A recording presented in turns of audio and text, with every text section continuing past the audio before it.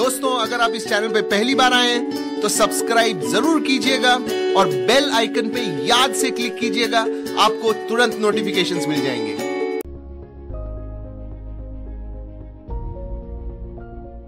आज का जो हम सेशन लेंगे ये होगा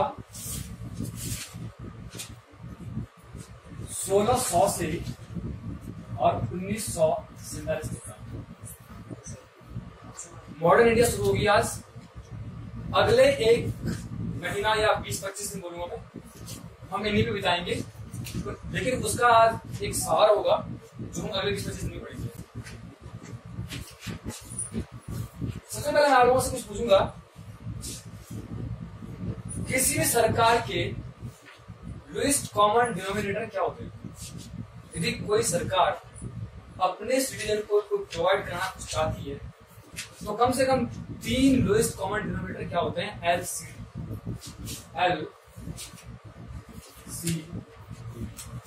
एलसीडी क्या होंगे? मतलब वो चीज जो बहुत जरूरी है और सरकार देना चाहेगी।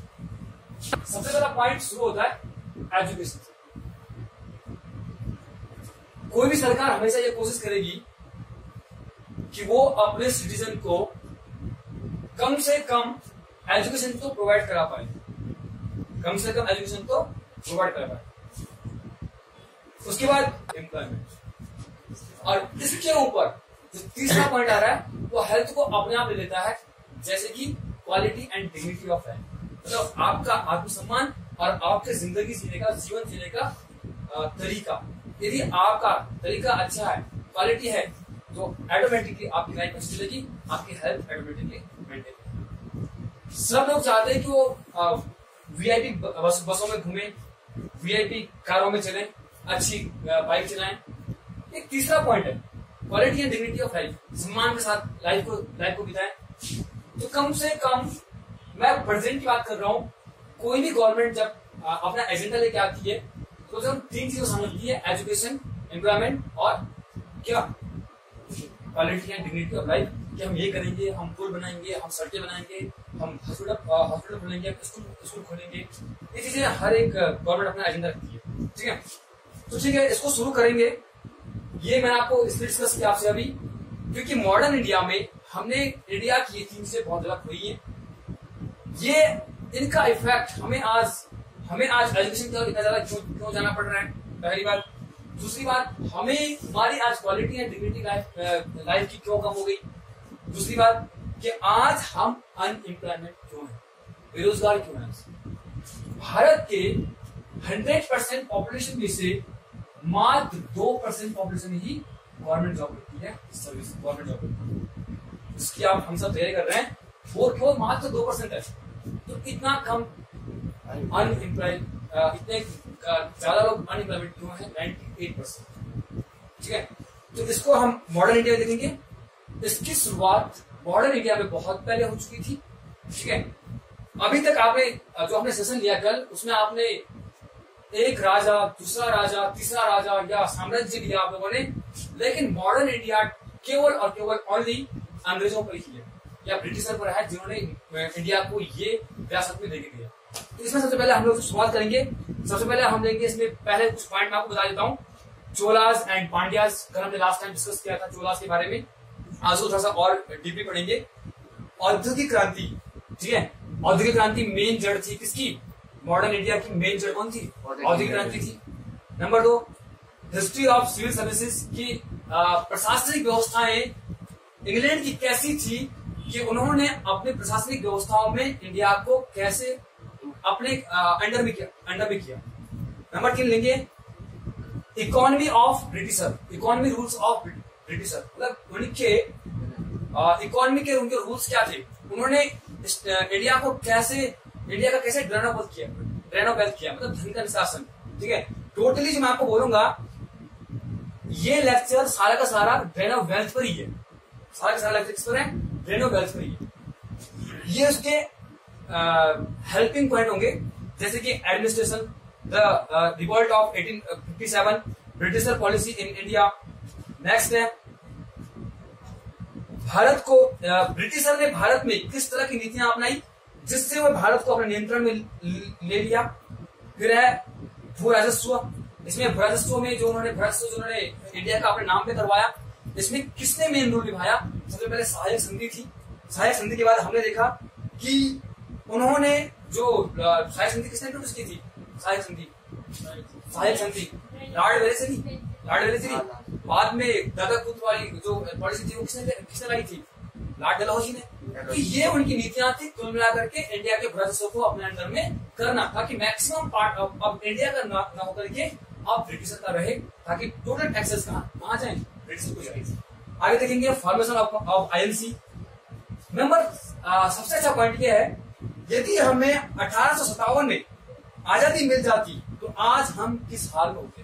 हमें आजादी कब मिली? 1947 में हमें आजादी मिली थी। हमें 100 साल पहले, 90 साल पहले आजादी मिल जाती तो हम आज किस हाल में होते? इसको देखेंगे। नेक्स्ट देखेंगे गांधी जी का आगमन। गांधी जी का आगमन जो हुआ, उन्होंने स्टार्टिंग के अपने 3 जो उनके आंदोलन थे उनमें उन्होंने आते ही बहुत ज्यादा अच्छी छवि बनाई इंडिया में, और उसका असर हमारे स्वतंत्रता संग्राम पर कैसा पड़ा और क्या पड़ा उसको देखेंगे। फिर देखेंगे इंडिया में जब तक ब्रिटिशर नहीं थे तब तक इंडिया के जीडीपी 23%। जब तक इंडिया में ब्रिटिशर नहीं थे तब तक इंडिया के जीडीपी 23%। तो ऐसी क्या वजह रही कि जब ब्रिटिशर 1947 में इंडिया को छोड़ के गए तो इंडिया की जीडीपी 3% हो गई? 20% जीडीपी कहां चली गई? मतलब यदि पूरा वर्ल्ड ग्लोबल में हमारा पूरा ये कॉन्ट्रीब्यूशन था कि यदि पूरा वर्ल्ड एक दिन में 100 रुपए कमाता है तो 23 रुपए अकेले इंडिया कमाता था। और उसके बाद स्थिति कहां बदली कि जहां 23% था और वहां 3% हो गया। ये अब यदि पूरा वर्ल्ड 100 रुपए कमा रहा है तो 3 रुपए हम कमा रहे हैं। फिर आगे देखेंगे लुडाइट आंदोलन बहुत मेन है। फिर देखेंगे इंडिया पार्टीशन। जो भारत का जो पार्टीशन हुआ, मतलब भारत का जो पार्टीशन बोले तो विभाजन हुआ, तो उसमें इंडिया का रोल क्या था? ठीक है, यदि पार्टीशन नहीं होता तो आज इंडिया कैसा होता? यदि हुआ है तो आज इंडिया कैसा है? ठीक है, उसको देखने की कोशिश करेंगे। नेक्स्ट देखेंगे अमेरिकन इंडिपेंडेंस की अमेरिका स्वतंत्रता संग्राम का भारत के स्वतंत्रता संग्राम पर क्या इफेक्ट पड़ा? अमेरिका कब स्वतंत्र हुआ? अमेरिका कब स्वतंत्र हुआ? पूर्ण स्वतंत्रता कब मिली इंडिया को? अमेरिका को 1783। उस समय उसका इंडिया पर क्या इफेक्ट पड़ा वो भी हम देखने की कोशिश करेंगे। नेक्स्ट हम देखेंगे लेविशन मॉडल। लेविशन मॉडल क्या बोलता है इकोनॉमिक की टर्म में कि क्या इंग्लैंड ने जो इंडिया में किया वो सही था या कुछ और करना चाहिए था? ठीक है, और उसके बाद देखेंगे हम कैपिटलिज्म, पूंजीवाद। पूंजीवाद की टर्म में आज हम पूरा ये जो लेक्चर है पूरा हम आज पूंजीवाद की टर्म में ही पढ़ेंगे इसको, कि पूंजीवाद की टर्म में पूरा मॉडर्न इंडिया क्या बोलता है। और फिर देखेंगे हम लास्ट में आज के भारत की रिक्वायरमेंट। आज के भारत की रिक्वायरमेंट क्या है, और वो एलसीडी में आपसे पहले ही डिस्कस कर चुका हूं लास्ट में। ठीक है, तो पहले पॉइंट और लास्ट पॉइंट कॉमन है, बाकी बीच के पॉइंट कनेक्टिविटी उस पर। ठीक है, तो शुरू करते हैं। सबसे पहले मुझे आप एक से बताइए, यदि आप आज इंडिया के हिस्ट्री पढ़ रहे हो तो आपकी हिस्ट्री किस व्यू में बोलती है? किसके पक्ष में होती है? इंडिया के पक्ष में या ब्रिटिश के पक्ष में? पक्ष में किसके होगा? इंडिया के पक्ष में? इंडिया के पक्ष में होगा।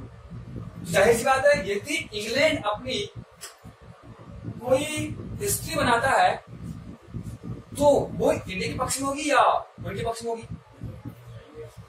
वो यदि अपनी हिस्ट्री बनाते हैं, उन्होंने जब कोई हिस्ट्री लिखी है तो उनकी किताबें हमारे पक्ष में बोलेंगी या उनके पक्ष में बोलेंगी? उनके पक्ष में बोलेंगी। तो हम आज इंडिया को उनके पक्ष से देखते हैं कि उनका पक्ष क्या बोलता है इंडिया के। जाहिर सी बात है, जहां हमारे पंडित जवाहरलाल नेहरू, महात्मा गांधी या भगत सिंह हमारे लिए स्वतंत्रता क्रांतिकारी हैं, वही उनके लिए वो आतंकवादी है। तो आप समझते हो। तो आज हम उनके पहलू से ही इंडिया को देखते हैं। स्टार्टिंग में तो ब्रिटेन की जो साम्राज्यवादी नीति है वो कुछ बातें बोलती है इंडिया के बारे में। पहला पॉइंट क्या बोलती है वो, कि भारत में ब्रिटेन ने कभी शासन करना चाहा ही नहीं। भारत ने कभी ब्रिटेन में शासन करना चाहा ही नहीं। बल्कि उनको आकस्मिक रूप से शासन करना पड़ा। और जब इंग्लैंड ने भारत में शासन किया तो उन्होंने भारत की खूब सेवा की। समझ लो आप, जिसे हम लूटपाट कह रहे हैं उसे वो सेवा कह रहे हैं। नंबर 2 बात क्या बोलती है, दूसरी बात बोलती है, भारत में कभी भारत को ब्रिटेन ने अपना उपनिवेश बनाना चाहा ही नहीं। हम क्या थे, भारत क्या थे, उनके गुलाम थे। गुलाम देश क्या कहलाता है, उपनिवेश कहलाता है। तो वो क्या बोलते हैं कि भारत को कभी हमने उपनिवेश बनाना चाहा ही नहीं। जैसे जैसे लेक्चर आगे बढ़ेगा वह समझेंगे कि उपनिवेश वास्तव में होता क्या है, या उपनिवेशवाद की थ्योरी वास्तव में बोलती क्या है। ठीक है, नेक्स्ट पॉइंट उन्होंने बोला था, भारत में कभी राष्ट्रीयवाद की भावना आ ही नहीं सकती थी, क्योंकि भारत क्या है, बहुलवादी देश था। उनका मानना था कि भारत में कभी राष्ट्रीयवाद की भावना आ ही नहीं सकती। राष्ट्रवाद में तो कि भारत के लिए यदि पंडित जवाहरलाल नेहरू लड़े हैं, या भारत के लिए यदि सरदार वल्लभ भाई पटेल लड़े हैं, तो ये कभी लड़ नहीं सकते थे। क्यों?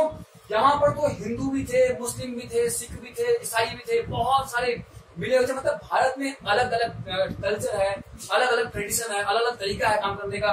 एक आलू को पकाने के इंडिया में 300 तरीके, कोई बॉयल करता है, कोई कच्चा खाता है, कोई ऐसे करके खाता है। 300 तरीके, हर घर में एक नया तरीका आलू पकाने का।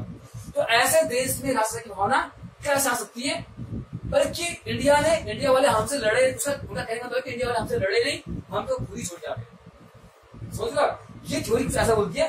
और लास्ट है, भारत में तो कभी ड्रेन ऑफ वेल्थ हुआ ही नहीं, बल्कि 1858 के बाद इंग्लैंड ने भारत का खूब विकास किया। जैसे कि मॉडर्न रेलवे बनवाया, या डाक सेवा लाई, या सिविल सर्विसेज इंट्रोड्यूस किया। बहुत सारी चीजें वो दिखाते हैं कि हमने भारत में ये किया।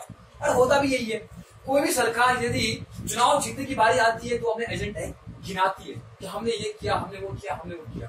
ऐसा वैसा करके बात आगे बढ़ती है। और ड्रेन ऑफ वेल्थ क्या है, पहले हम उसको समझ लेते हैं कि ड्रेन ऑफ वेल्थ होता क्या है।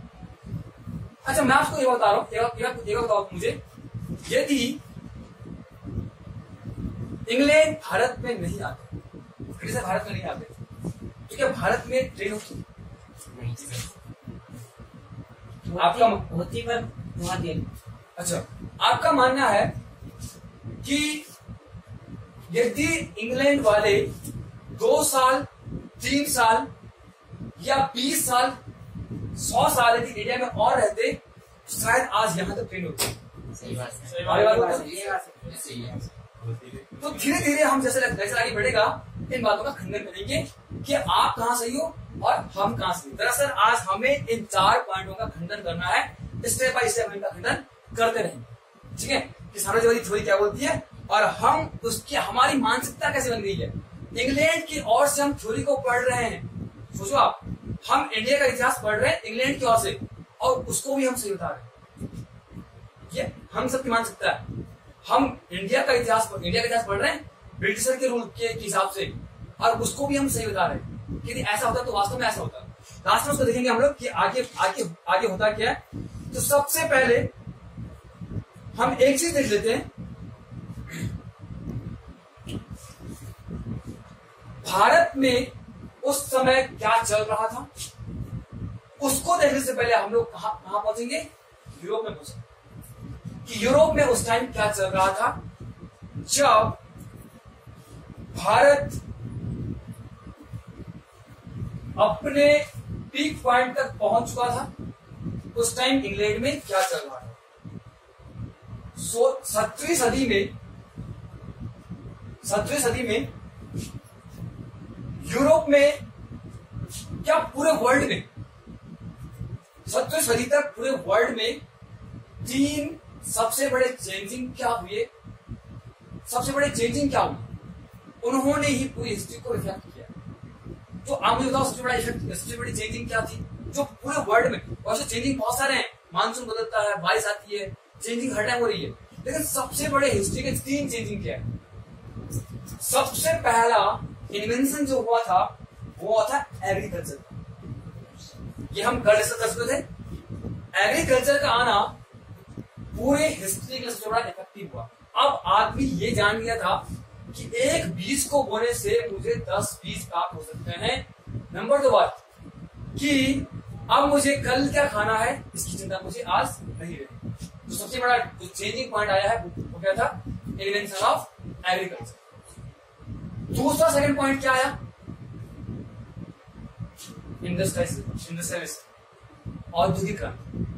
अब लोग ये समझ गए थे कि सिर्फ पैसे की हेराफेरी करके ही अमीर नहीं बना जा सकता है, बल्कि अमीर बनने का एक तरीका ये भी है कि आप अपना प्रोडक्शन बढ़ाओ और चीजों को बेचो, और चीजों को बेचने के बाद आप क्या अमीर बनो।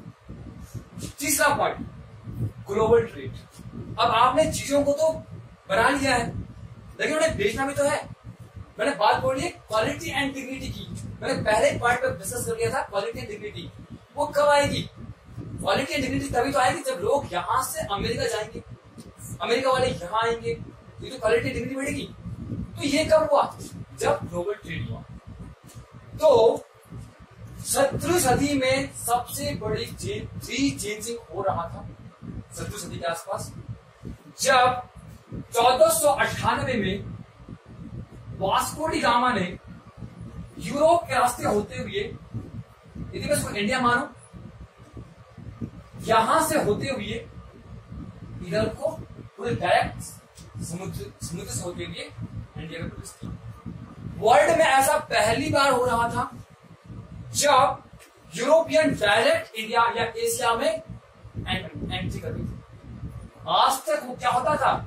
आज तक उन्हें यहां से यहां आना पड़ता था। अब मैं आपको कुछ चीजें बताऊंगा। यदि यहां किसी वस्तु का मूल्य 20 रुपए है, मान लो आप आज की रेट में, यहां से वस्तु ऊपर जा रही है, तो यहां उसका मूल्य कितने रुपए होना चाहिए? 40 रुपए कम से कम होना चाहिए। लेकिन इस टाइम पॉलिसी ही अलग थी। इस टाइम क्या था कि यदि आप कर देते हो तो इनकी मुद्रा अलग है जहां से ये सामान चल रहा है, इनकी मुद्रा अलग है, इनकी मुद्रा अलग है, इनकी मुद्रा अलग है, बीच में देश आ रहे हैं। आप चुंगी कर कैसे दोगे और किसको दोगे?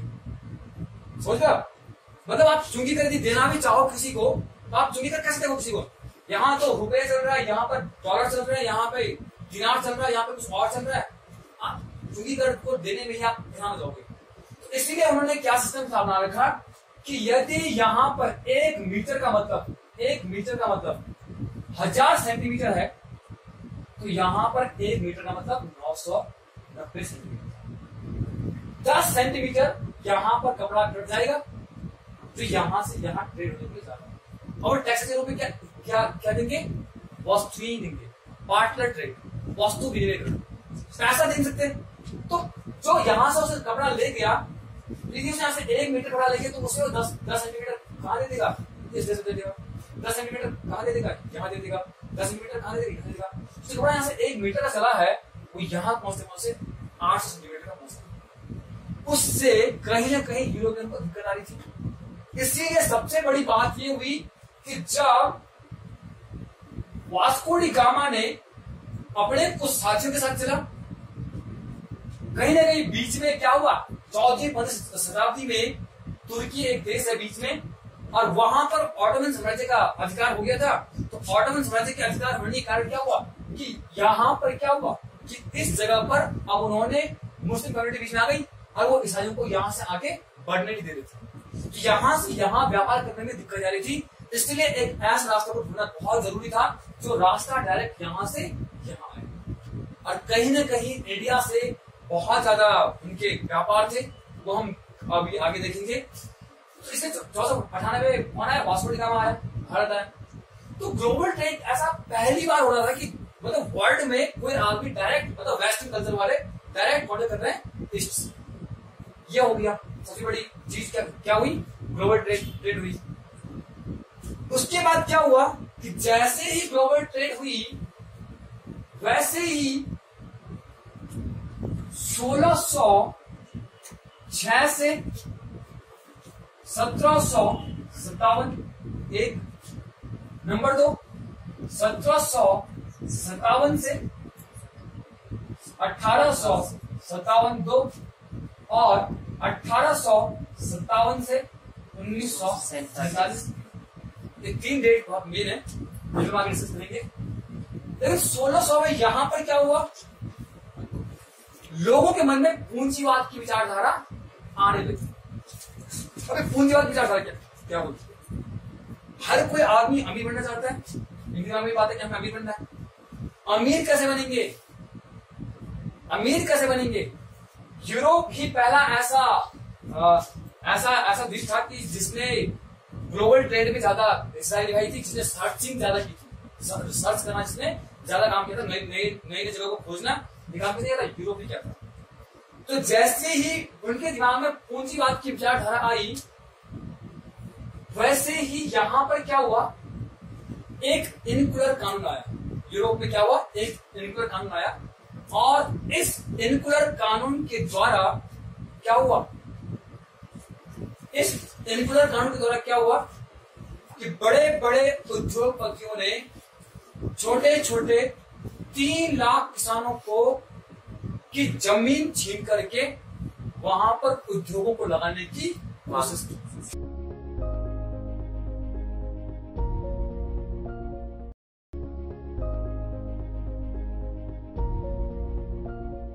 हमारे वीडियो को लाइक और अपने फ्रेंड्स से शेयर जरूर करें। अगर आपके कोई क्वेश्चंस हों तो नीचे कमेंट्स में लिखें।